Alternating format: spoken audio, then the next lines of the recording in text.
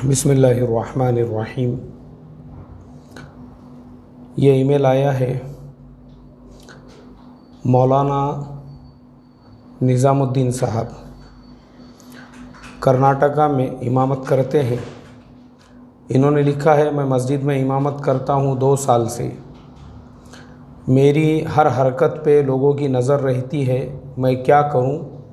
दिमाग में ख़्याल आता है कि जगह छोड़कर दूसरी जगह चला जाऊँ। मोहम्मद निज़ामुद्दीन, कर्नाटका। भाई मौलवी मोहम्मद निज़ामुद्दीन साहब, सबसे पहले मेरा आपसे ये सवाल है, आप एक मस्जिद के इमाम हैं तो इमाम की ज़िम्मेदारी क्या होती है? अभी आपने जो ईमेल किया है, आवाम की आपके ऊपर नज़र है या नहीं है ये तो अल्लाह जानता है, लेकिन आपकी ज़रूर लोगों के ऊपर नज़र है कि किसकी नज़र आपके ऊपर है, किसकी नज़र आपके ऊपर नहीं है, कौन आपको देख रहा है, कौन आपको नहीं देख रहा है।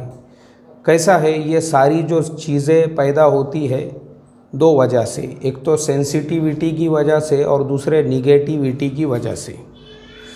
सेंसिटिविटी जिसे हम लोग उर्दू में हसासियत कह सकते हैं। हसासियत उसे कहते हैं, एक आदमी वो इतना ज़्यादा सेंसिटिव हो कि लोग अगर किसी और टॉपिक पे भी बात कर रहे हैं तो उसको लगे कि मेरे बारे में ही बात कर रहे हैं। लोग कुछ और काम कर रहे हैं तो मेरे बारे में ही कुछ तो भी मशवरा चल रहा है। यानी वो आदमी इतना सेंसिटिव हो जाता है, हर चीज़ के अंदर उसको नुक्स नज़र आता है, ऐब नज़र आता है। इसको बोलते हैं सेंसिटिविटी। और दूसरी चीज़ निगेटिविटी, यानी वो मनफी सोचने लगता है हर एक के बारे में। मिसाल के तौर पे उसने अगर किसी ने आके उससे मसला भी पूछा तो उसको ये लगता है कि ये मसला मेरा इम्तिहान लेने के लिए पूछा जा रहा है। किसी ने उसको अच्छी बात भी बताया कि भाई इमाम साहब, आप जो है जमात खड़े रहने से थोड़ा 5 मिनट पहले आया करो, कम से कम 2 रकात सुन्नत पढ़ लिया करो तो लोगों को इत्मीनान रहता। अब ऐन वक्त पे जमात जो है जिस वक्त में है, आधा मिनट पहले या बराबर करेक्ट जो है कांटे पे कांटा चढ़ रहा है और इमाम साहब की मस्जिद में एंट्री हो रही है, तो इस वजह से क्या होता है, लोग थोड़े परेशान हो जाते हैं। तो अब इमाम का काम क्या है, वो इस चीज़ को मुस्बत तौर पर ले और कहे कि नहीं, आपकी बात बिल्कुल सही है कि वाकई में भी मुझे अज़ान से मस्जिद में रहना चाहिए, ज़ोहर की 4 रकात तो सुन्नत मुअक्किदा है, उसका पूरा एहतमाम करना चाहिए। तो ये चीज़ें पॉजिटिविटी में आती है कि आदमी बड़े दिल के साथ लोगों के इन इश्कालात को, एतराज़ात को कबूल करके उसको दूर करके उस पर अमल करने की कोशिश करे। अब निगेटिविटी किसे कहते हैं कि लोग उसको सही कह रहे हैं क्योंकि वो इमाम है ना, उसका काम है 5 मिनट पहले जमात से पहले मस्जिद के अंदर मौजूद रहे। वो कांटे पे कांटा चढ़ने के बाद मस्जिद में पहुंच रहा है और कोई उसको प्यार मोहब्बत से भी समझाए और वो एकदम उचक जाए और उचक के ये कहे कि तुम कौन होते मेरे ऊपर ऐब निकालने वाले, नुक्स निकालने वाले, एतराज़ करने वाले, और फिर 10 लोगों को वो बोलता फिरे। कैसे लोग हैं, इनको इमाम की कदर ही नहीं है, इन लोगों को तो उलामा की कदर ही नहीं है, हमारी छोटी छोटी बातों में ऐब निकालते हैं, छोटी छोटी बातों में नुक्स निकालते हैं, छोटी छोटी बातों में ऐसा करते हैं। तो ये निशानी है आपके निगेटिविटी की। अरे आपको अभी 2 ही साल हो रहे हैं, आपने क्या लिखे, मैं 2 साल से इमामत कर रहा हूँ। अब मैं आपके सामने बैठे हुआ हूँ, मौलाना अकबर हाशमी, मुझे कम से कम 22 साल से ज़्यादा हो चुके हैं, मतलब आपके जो 2 है ना उससे 10 गुना से ज़्यादा। मैं 1997 से इमामत कर रहा हूँ, अभी 2000 चल रहा है, ये 2020 चल रहा है। अब आप खुद हिसाब लगा दो कितने साल हुए होंगे, तब से मैं इमामत कर रहा हूँ मुख्तलिफ़ मस्जिदों में। मैं आज भी इमाम हूँ, मैं आज भी इमाम हूँ। आज जुमा का दिन है, जुमा भी मैंने खुद मेरी अपनी मस्जिद में पढ़ाया, अभी मगरिब भी मैं अपने मस्जिद में, ईशा भी अपनी मस्जिद में पढ़ाता हूँ। लेकिन हम लोगों ने मकतब की छुट्टी दे दी है कोरोना वायरस की वजह से, तो मेरे नायब इमाम हैं वहाँ मगरिब ईशा पढ़ाने के लिए। लेकिन मेरे बताने का मकसद ये है, 23 साल से मैं भी इमामत कर रहा हूँ, लेकिन उम्मत जो है ना, उम्मत ये उम्मत को प्यार से मोहब्बत से समेट के आप लेकर चलो। ये आज के ज़माने में ये आम है। ये बहुत सारे आइम्मा मैंने देखा हूँ, अक्सर जो मिलते हैं ना वो शिकायतें ही करते हैं और बहुत से छोड़ देते हैं इमामतें। और इमामतें छोड़ने के बाद में वो लोग क्या करते हैं, इमामत छोड़ने के बाद में कोई बिज़नेस में लग गया, कोई कारोबार में, बोले नहीं यार अपने को इमामत करने का नहीं, सुनते नहीं अपन किसी के बाप की। तो ये जो मिजाज है ना, ये मिजाज ये नहीं होना चाहिए। मिजाज आपका नरम होना चाहिए। आप इमाम है ना, इमाम की मिसाल बाप के जैसी नहीं होती है, इमाम के मिसाल माँ के जैसी होती है, जो अपने सारे मुसल्लियों को समेट के लेके चलता है। एक मुर्गी नहीं, क्या चूज़ों को कैसा समेट के लेके चलती है। मुसल्लियों में हर टाइप के मुसल्ली होंगे। और आज जो है सबसे बड़ा मसला इमामों का ये है, अक्सर इमामों को शिकायत होती है दावत व तबलीग का काम करने वाले साथियों से। साथी ऐसा ऐब निकालते हैं, साथी वैसा ऐब निकालते हैं, साथी ऐसा नुक्स निकालते हैं। अरे यार वो साथी तो इमामत ही नहीं करने दे रहे हैं, अरे उनका तो ये तकाज़ा है, अरे उनका तो वो तकाज़ा है। तो देखो इस मसले में कुछ चीज़ें मैं आपको साफ साफ कहना चाहता हूँ। सबसे पहली चीज़ तो ये है कि जिस मस्जिद में हम इमामत कर रहे हैं उस मस्जिद के अंदर एक तरफ तो दावत व तबलीग का काम मिलेगा और दूसरी तरफ रहती है मस्जिद की कमेटी, मस्जिद का ट्रस्ट। अब दावत व तबलीग की जो मेहनत है वो सिर्फ़ वो तबलीग वालों का काम नहीं है, वो जो हमारे मस्जिद के चंद साथी है सिर्फ़ उनकी ज़िम्मेदारी नहीं है। आप इमाम हैं, आपकी भी ज़िम्मेदारी है। मुझे आप बताओ, जो बेचारे अनपढ़ लोग, कम पढ़े लिखे लोग, अल्लाह ने उनको समझ दिया, फ़हम दिया, और वो वैसे लोग अपनी दुकान, अपना कारोबार, अपनी दीगर मसरूफियात में से वक्त निकाल के वो मेहनत कर रहे हैं। किसकी मेहनत है वो? अल्लाह की ही मेहनत है ना। अगर उसमें हम भी उसमें थोड़ा सा वक्त दे, और ज़रूरी है, वो हमारी भी ज़िम्मेदारी है कि एक इमाम, एक आलिम, एक मुफ्ती, एक हाफिज़ दावत का काम करने, दावत के काम को अपना काम समझकर मस्जिद वार जमात में भी बैठे और मस्जिद के जो दीगर जो दावत के उमूर है उसके अंदर ख़ुद भी हिस्सा ले। वो मैं आपको गारंटीड कहता हूँ इमाम साहब, आप अगर इस तरीक़े से मस्जिद में इमामत करोगे तो वो जो दावत का काम करने वाले साथी है वो आपको क़यामत तक भी मस्जिद से जाने नहीं देंगे। हमारा मसला यही हो जाता है कि हम लोग उनको अपना मुखालिफ समझते हैं। उनको मुखालिफ मत समझो, अपना समझो।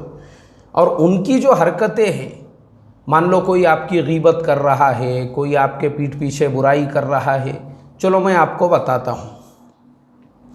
अल्लाह के नबी भी इमाम थे और वो जब इमामत करते थे तो 3 टाइप का तबका, 3 टाइप के लोग वहाँ पर थे। एक तो मुशरिकीन मक्का थे जिनका कभी भी हमला करने का जो है डर रहता था। दूसरी तरफ यहूद थे जो ख़ुद मदीना में आपके अतराफ़ में मौजूद थे।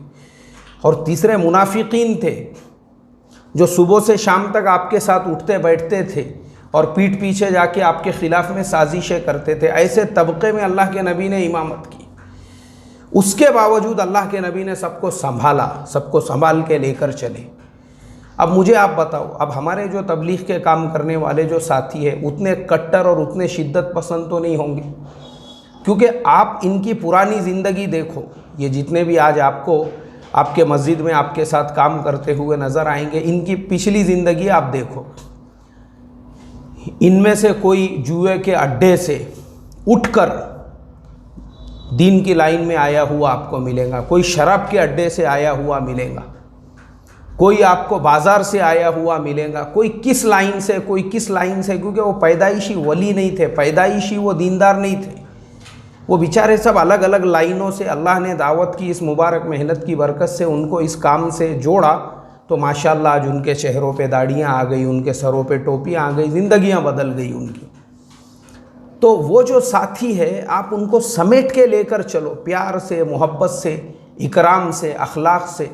हमारे मौलाना यूनुस साहब रहमतुल्लाह अलैह वो फरमाया करते थे, बोले देखो ये दावत की जो मेहनत है इसकी मिसाल धोबी घाट के जैसी है। जैसे धोबी घाट पे हर आदमी के कपड़े आते हैं, मुफ्ती साहब के भी, मौली साहब के भी, चोर साहब के भी, डाकू साहब के भी, दरोड़े खोर साहब के भी। वैसे दावत के मेहनत में हर लाइन के लोग आते हैं, तो वो भी जो आए हुए हैं बेचारे अलग अलग लाइनों से आए हुए हैं, उनको इतना इल्म नहीं है। तो आप सोचो कि हमारे नबी ने उनके ज़माने में इन मुशरिकीन मक्का, यहूद, मुनाफिकीन के जैसे लोगों को संभाला।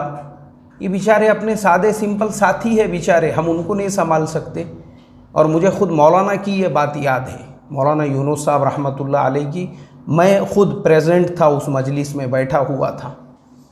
एक ज़िले के अंदर एक अमीर साहब का मसला चल रहा था, तो एक साथी जो है ना, वो बेचारे को बहुत खुजली थी उसको अमीर बनने की, ज़िम्मेदार बनने की। तो जो प्रेजेंट अमीर थे उनके ख़िलाफ़ हमेशा साजिशें करते रहता था, हमेशा। और कभी निज़ामुद्दीन को उनके ख़िलाफ़ ख़त लिखना, कभी मौलाना यूनुस साहब रहमतुल्लाह अलैह को, कभी यहाँ आके शिकायतें करना। उसका एक ही काम रहता था सुबह से शाम तक, कि वो जो है उसका मतलब मकसद ये था कि भाई किसी भी तरीक़े से मुझे जो है ज़िम्मेदार बनाया जाए, बस। और जब मौलाना का सफ़र होता था वो पूरा फलीता खोल के रखता था मौलाना के सामने। इन्होंने ये मशवरे में ऐसा करे, वो मशवरे में वैसा करे, इन्होंने ये करे, इन्होंने वो करे। और क्या करता था, एक ग्रुप तैयार करता था पहले से ही गवाही के लिए, वहाँ पे पेश करने के लिए। मैं ख़ुद भी मौजूद था एक मजलिस के अंदर, और वो जो साथी था उसने वही घरानों का जो टोकरा रहता वो ले जाके मौलाना के सामने रखा। मौलाना ने जो जुमले उस मजलिस के अंदर बोले थे मुझे अभी तक याद है। वो मैं आपको तकरीबन आज से 20 साल से पहले की बात बता रहा हूँ, या तकरीबन 20 साल के ऑलमोस्ट करीब की, क्योंकि मौलाना के विसाल को भी तकरीबन 20 साल हो चुके हैं। मौलाना ने साफ साफ उसको यही बोले, देख भाई,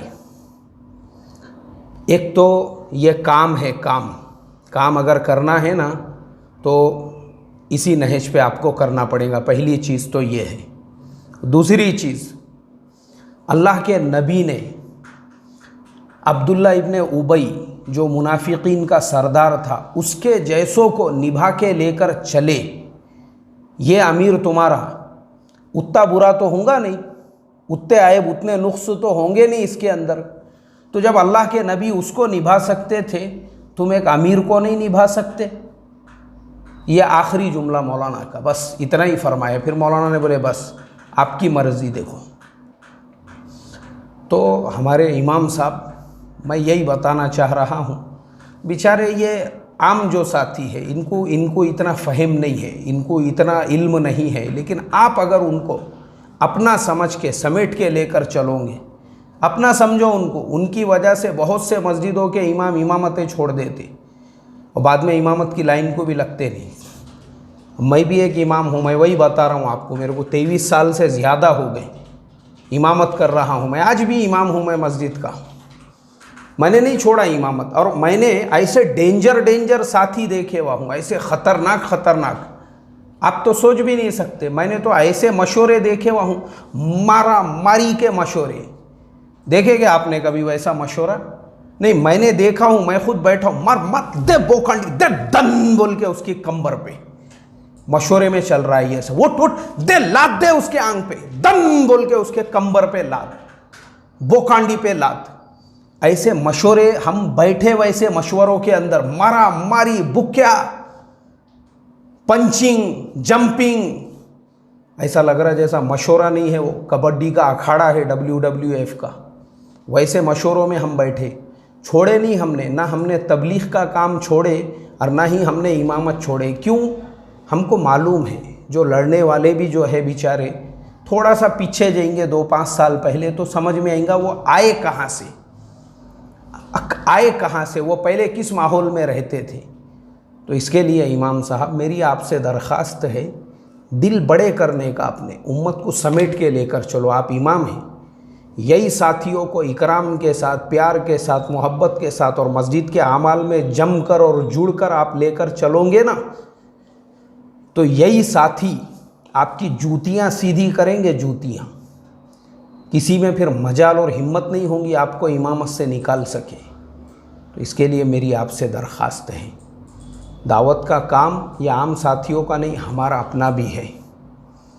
और ये जितने भी साथी हैं हमारे अपने हैं, तो ये ख्याल भी मत रखो अपने जहन में कि लोग आपकी एक एक चीज़ पे नज़र रख रहे हैं, लोग आपकी एक एक चीज़ को वॉच कर रहे हैं। क्योंकि आपके ईमेल से तो ये लग रहा है कि आपकी नज़र इतनी गहरी है कि आपने पूरी नज़र रखे कौन कौन वॉच रख रहा है, इसीलिए आपने मसला पूछे। तो अल्लाह ताला से मैं दुआ करूँगा, अल्लाह निगेटिविटी से हमारी हिफाजत फरमाए, उम्मत का दर्द हमारे दिलों में पैदा फरमाए और सबको समेट के लेकर चलने की तौफीक अता फरमाए। अस्सलामु अलैकुम व रहमतुल्लाह।